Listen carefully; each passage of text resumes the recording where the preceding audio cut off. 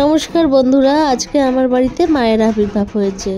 তো আমি সৌমি খড়গপুর থেকে, পশ্চিম মেদিনীপুর থেকে আবার একটা ছোট্ট ভিডিও নিয়ে তোমাদের সামনে উপস্থিত হলাম।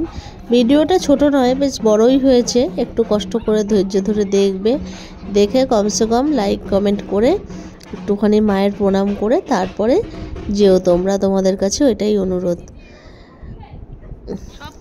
আর ঠেলে ওঠাবে না কেউ, দয়া করে। এই দেখো আমার বাড়ির উঠোনে মা বসছে। তো আমাদের এখানে, আমাদের পাড়ার মধ্যে দুটো ক্লাব আছে। তো একটা হলো পদ্মপুকুর ক্লাব, একটা হলো মিলন সংঘ ক্লাব। তো আজকের পুজোটা হচ্ছে মিলন সংঘে, আর নেক্সট শনিবার দিন হবে পদ্মপুকুর ক্লাবে। তো এটা হলো মিলন সংঘের থেকে মা আমার বাড়িতে এসছে। পাড়ায় পাড়ায় এখানে রীতি অনুসারে সবার বাড়িতেই এই মায়ের কুলো মাথায় করে নিয়ে ঘোরা হয়, আর সেখানে মাকে একটা পিঁড়ির মধ্যে পেতে পিঁড়িটাকে ধুয়ে দিয়ে মায়ের কুলো বসানো হয়। তো আমার বাড়িতেও মা এসে বসেছেন, আর আমি সেভাবেই যথারীতিভাবে পিঁড়ি পেতে মায়ের কুলোটাকে আমার বাড়ির উঠোনে বসানো হলো। এরপর আমি একটুখানি মাকে তেল সিঁদুর দিয়ে মায়ের গায়ে প্রণাম করে নেব।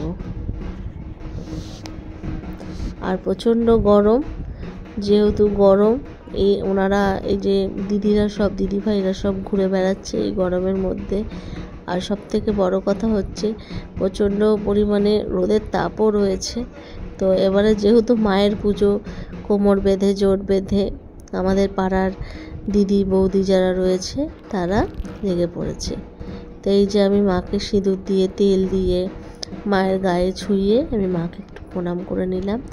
আর তারপরেই মাকে প্রণাম করার পরেই শুরু হলো আমাদের এখানে সবার, যত দিদিভাইরা রয়েছে সবার সাথে সবাইকে সিঁদুর পরানো।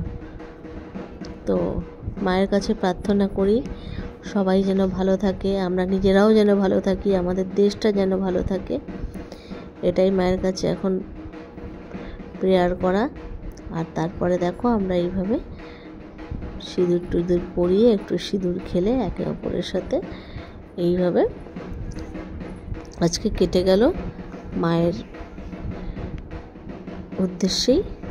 এরপর আবার বিকেলবেলা ওখানে পুজো হওয়ার পরে রাত্রেবেলা খাওয়া দাওয়া আছে। আর শীতলা পুজো মানেই আমরা ছোটোর থেকে দেখে এসেছি জল ঢালা ভাত আর বড়া ভাজা, কারণ আজকে আগুন জ্বলবে না। কিন্তু তাও আজকালকার যুগে মানুষ অনেকেই আগুন ধরায়। হ্যাঁ, চাটা করতে হয়, দুধ ফুদের ব্যাপার আছে, জাল দেওয়ার।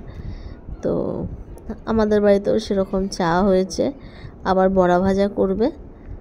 তো বড়া ভাজা হবে আর কি। তো এই অবধি ভিডিওটা আমরা এখানেই শেষ করলাম।